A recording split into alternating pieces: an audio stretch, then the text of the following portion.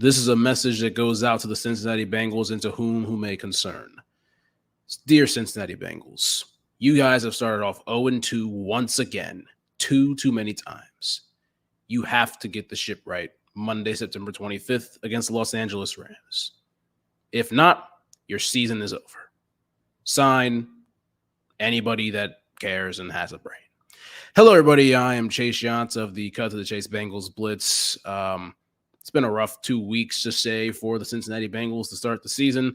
Before I get in this whole deep dive and spiel of things, if you're watching this, like the video, subscribe to the channel. If you're listening to us, make sure you add this video or this audio as one of your favorites. Subscribe to the Running Through the Jungle podcast network on the Fans First Sports Network. Whatever you may be doing, wherever you may be listening, wherever you may be watching, just, give positive stuff on this, obviously give your feedback and what you think about the Cincinnati Bengals, and we will definitely respond to it. Okay, so what are we going to be covering on this show? Specifically, why are the Bengals 0-2? Their upcoming opponent, the Los Angeles Rams. There's not really a whole lot I want to talk about. It's just very, very painful, and we're very, very used to it starting 0-2. So, why the Bengals are 0-2? Well, this is a very broad answer. We are, unprepared. Apparently, we didn't look at the schedule and see that we're playing two divisional opponents who play almost the identical way. The Browns love to take possessions away and run the football. That's what they did. The Ravens love to take possessions away and run the football. That's what they did. Deshaun Watson didn't look great against us in week 1, but he did enough. And then Lamar Jackson looked like MVP Lamar Jackson in week 2. We couldn't stop a thing. So what's the first key to this whole thing? Obviously I said, unprepared and everything. That goes on the coaching staff. I'll talk about the coaching staff in just a moment. But what's been a really big disappointment so far is this run defense. We are getting abused up front. Absolutely abused. DJ Reader's been playing, well in spurts, but, it hasn't been great. He can't do it himself. BJ Hill, I haven't seen much of BJ Hill other than a sack against the Browns. Sam Hubbard, where's he at? Trey Hendrickson had a good game against the Browns, had a sack, but he's not really involved in the run game at all. The linebackers have made many tackles, but have they stuffed anybody? Have they had any tackles for loss? What's going on?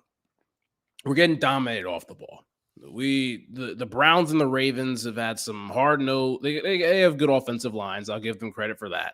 But our front seven is supposed to be a strength of our team, and it has certainly not been that the first 2 games of the season. We don't have any push off the ball. There's been nothing. There has been literally nothing. Obviously the defense has been more consistent than the offense the last 2 years, as crazy as it sounds, because the offense, always goes through this where it's just a slow start and it just doesn't make a whole lot of sense. But I'll talk about them in a second. It is very frustrating. Our secondary is young. I understand that. DJ Turner getting a lot of playing time. Cam Taylor-Britt, second-year player. He's been okay. Chidobe Awuzie coming off the ACL. He's been on the snap count. He got burnt for a touchdown. Nelson Aguilar this past Sunday. Dax Hill's been playing pretty well so far. I'll give him a lot of credit. He's made some big tackles, had an interception in week 1.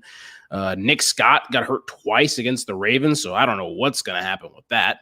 And then Jordan Battle stepped in for a little bit and didn't really hear his name called, which isn't a bad thing, So the defense is just – and Mike Hilton has been terrible. Mike Hilton's been terrible the first 2 weeks.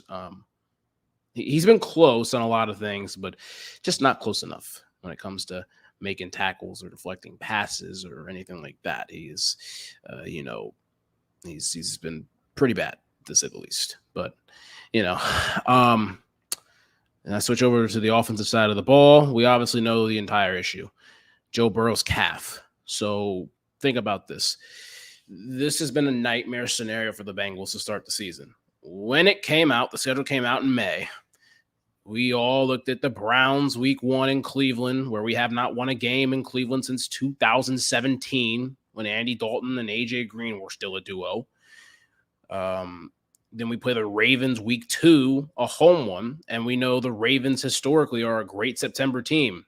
They're 2-0. They're one of 7 2-0 teams in the NFL and one of 2 2-0 teams in the AFC, which is why the Bengals should have some more hope, because there's not a lot of teams that are 2-0 in the conference. But another story. But, looking at this, we're like, you can't go 0-2. You got to win one of those games. Win the home opener or come out and win, the first game of the season. But you had to go 1-1. You had to put yourself in a position, especially winning the home opener against the Ravens and going into Monday Night Football against a team that beat you in the Super Bowl, which we'll talk about in a little bit. But, you had to go into that 1-1. You could not put yourself in a hole at 0-2. They did that. And not to mention, saying, okay, Joe Burrow hasn't had a regular offseason yet. And he, everybody's like, oh, it looks like he's about to have a regular offseason, which is what everybody was thinking. That's what I was thinking. The entire world was thinking that. Get the news he tweaks his calf. And everybody was worried at first. Thought it was something worse. But he sat out for a month, came back, thought everything was cool, and everything's not cool. And we don't know what's going to happen with Joe on Monday night. I'm going to the game Monday night. I paid to see Joe Burrow play. I paid to see a healthy Joe Burrow play. We'll see what comes with that. But nonetheless, the offense, started slow again. Week 1, like the year before, really it was a lot of Joe Burrow week 1 of 2022, throwing picks and everything. But at least the offense wasn't moving the ball. You know what I'm saying? They were moving the ball down the field. We had like over 400 yards of offense. You couldn't ask for much more, even in a full 5 turnover performance that Joe Burrow had. And then week 2, it was, in 2022, first half was rough. Second half, the offense got going and almost won the game, but it was too late. This year, absolutely horrid week 1 game. The offense couldn't do crap. Week 2, the offense couldn't do crap in the first half. They had to get a special teams touchdown to get things going, and it did. But we got things going in the second half, and it wasn't for a Joe Burrow interception to start the third quarter, we probably would have won that game. There's a great chance we would have won that game, and we'd be having a different conversation right now of being 1-1. And if Burrow was hurt, we'd easily be saying, hey, sit out for a week. We'll see what happens. Now that's not the conversation. It's not that easy anymore. And there's so many things to balance and value, because guess whose fault it is that the Cincinnati Bengals are 0-2? It's the Cincinnati Bengals' fault that they're 0-2. That's what happens when you start slow. You put yourself in an absolute blender of things to start the season off, and now you have these questions that you have to answer, and now you got to perform. And it pisses me off. It truly pisses me off that we do the same shit every year of just, unpreparedness and play calling. Let me get into play calling real quick. I mean, Joe Mixon literally restructured his contract. Cut about $9 million off for the next 2 years to be a Super Bowl contender.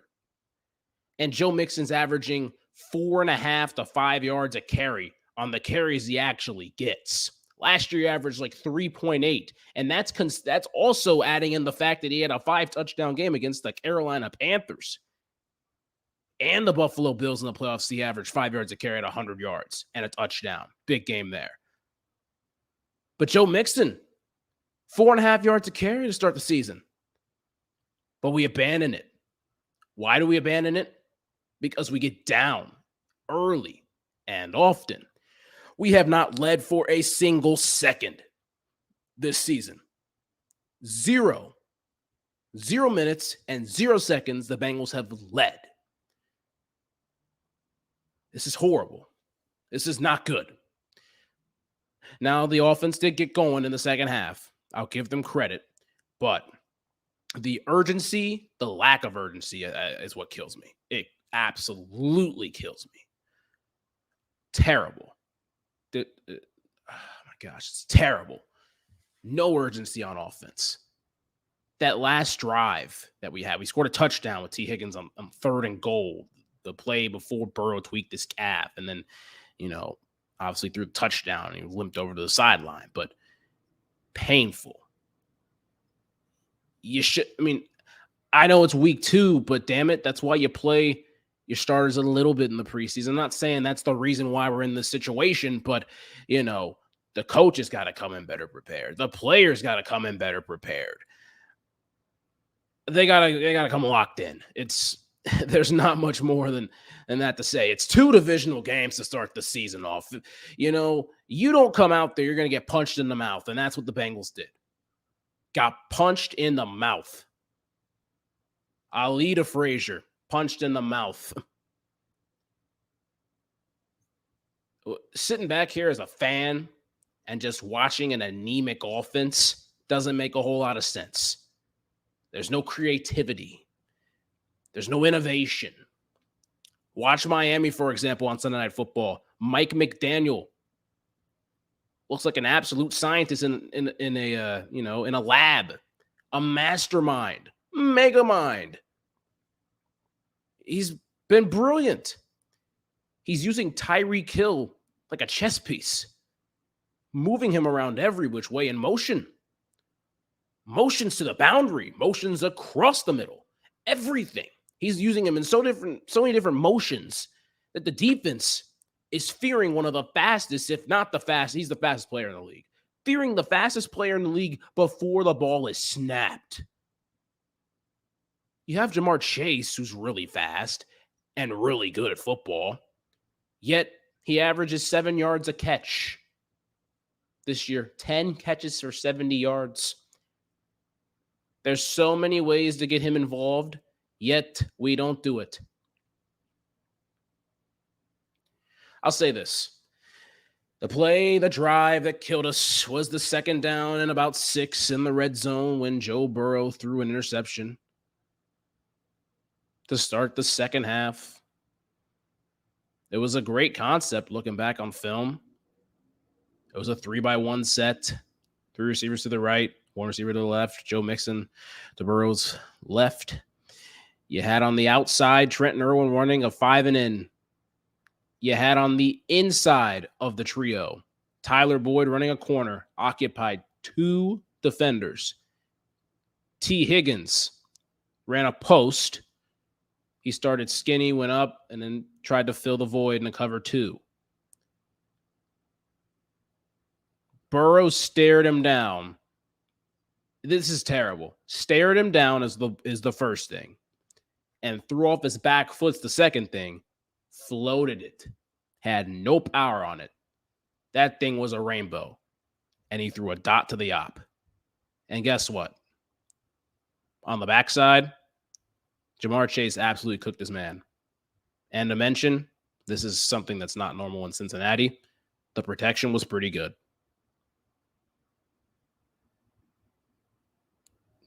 It's right there. The offense started to cook. It's right there. But I couldn't tell you. It is rough. Whoever plays quarterback Monday night, whoever is back there, if Joe Burrow's back there, I mean, Zach Taylor started to finally make adjustments in the second half, believe it or not. But it's up to the players. It's up to them now. I mean, they're acting so calm about it, starting 0-2 against 2 divisional opponents after getting punched in the mouth. Acting so calm and cool about it. Well, damn it, have a pulse. Have a pulse when you play Monday night in front of a sellout crowd on national television in your all white helmets and jerseys and pants and socks and shoes. This is a team that won the Super Bowl against you in their home stadium. Show them what playing at our home stadium looks like and kick their ass. You know what it starts with? We'll find out on the other side. Take a break here.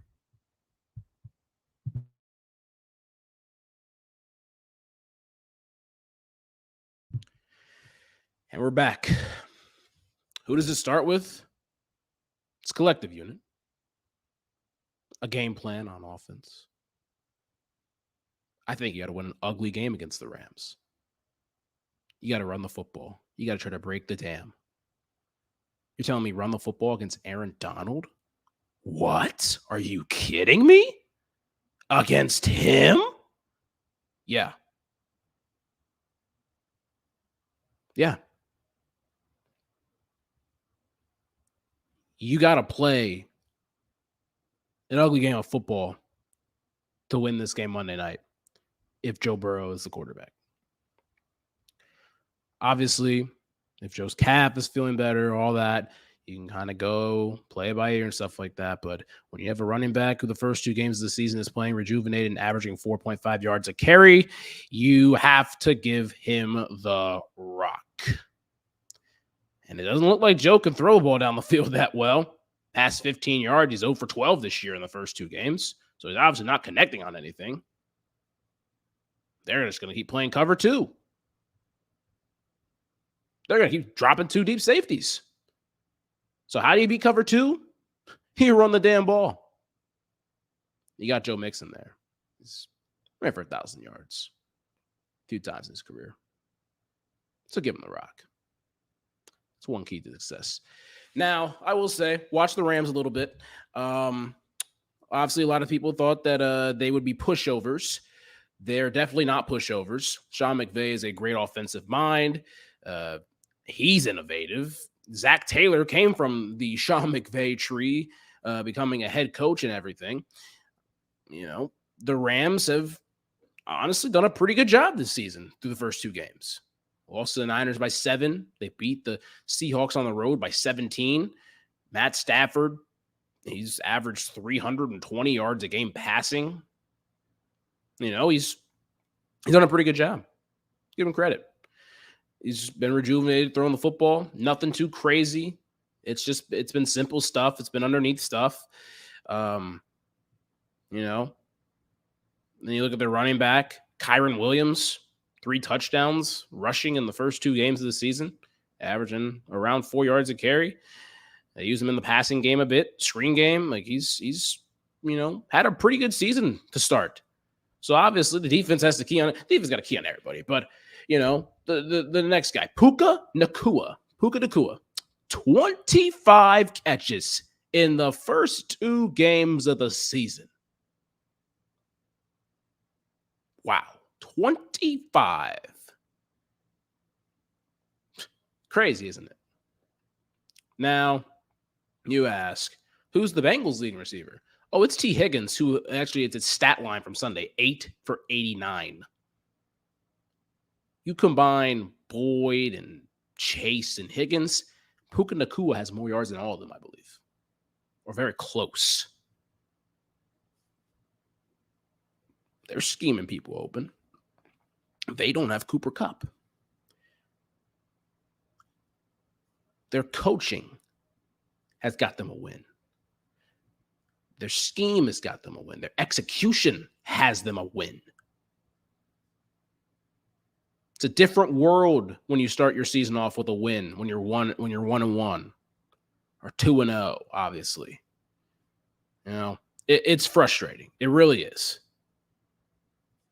But we got to figure that out. You got to get after the quarterback. You got to get after Matt Stafford. You got to win your matchups up front.